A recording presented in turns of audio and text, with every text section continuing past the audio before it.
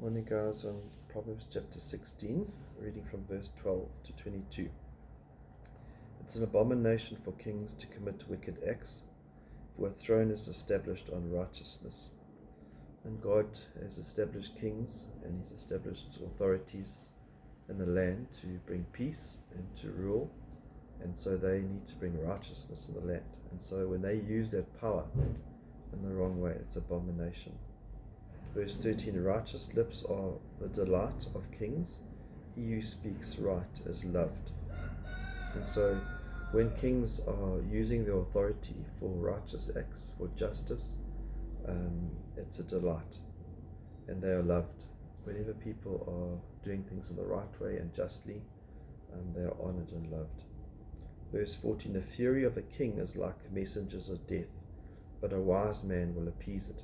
Because the king has been given authority by God to even take life, and because he can bring judgment and he can lock people up in prison, etc., he needs to be feared.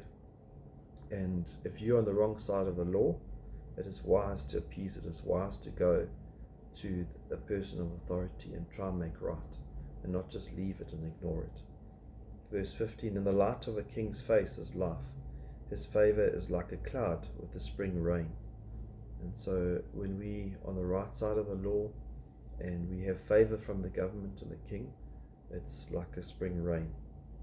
Verse 16, how much better is it to get wisdom than gold, and to get understanding is to be chosen above silver. And this proverb is a repeated one throughout that we've been seeing from the beginning, because Proverbs is about wisdom and highlighting the fact that wisdom is far more important and should be treasured far more than gold and silver and the things that the world chases after. Rather, chase after wisdom and understanding than try and get rich with the worldly wealth. Proverbs 16, verse 17, the highway of the upright is to depart from evil. He who watches his way preserves his life.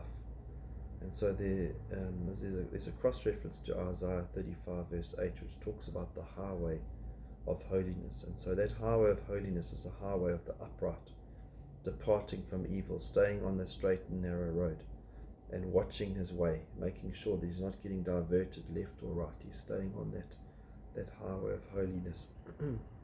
It says in Isaiah 35 verse 8, a highway will be there, a roadway, and it will be called the highway of holiness. The unclean will not travel on it, but it will be for him who walks that way, and fools will not wander on it. And so fools don't wander on that highway, but we must remain on that highway of holiness. Verse 18, pride comes before destruction or before a fall, and a haughty spirit before stumbling. And just remember that be careful of becoming proud. God will humble you. Before you know it, the rug is whipped from under your feet and you're falling. And so always catch your thoughts. Make sure you're not falling into pride. Pride is a terrible sin. It's a sin that's warned against. We all can fall into it at some stage. And so none of us are exempt from falling into pride. There's a couple of other cross-references. Proverbs 11 verse 2, when pride comes, then comes disgrace, but with the humble there's wisdom.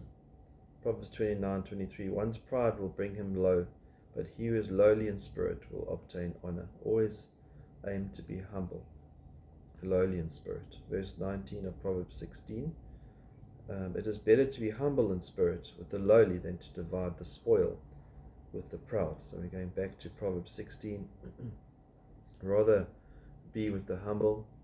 The proud are obviously often are trying to achieve and get their way and strut around, and then they get the spoil and they can divide it, but rather not be interested in the spoil, rather be interested in becoming holy and lowly and being with the humble. Verse 20, he who gives attention to the word will find good, and blessed is he who trusts in the Lord. And being in the word will help you to trust the Lord. Blessed is he who trusts in the Lord. Let's be men in the word, and the word will encourage us and help us to know about God, and therefore help us to trust God more. Verse 21, the wise in heart will be called understanding. The sweetness of speech increases persuasiveness. And so when we are wise in heart, we will gain understanding, and part of that understanding is how we speak.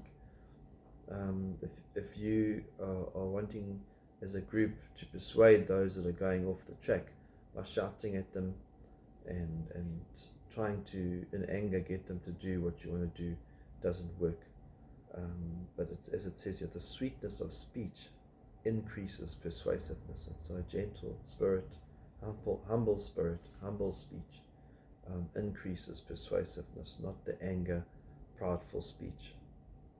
Verse 22, understanding is a fountain of life to the one who has it, but the discipline of fools is folly.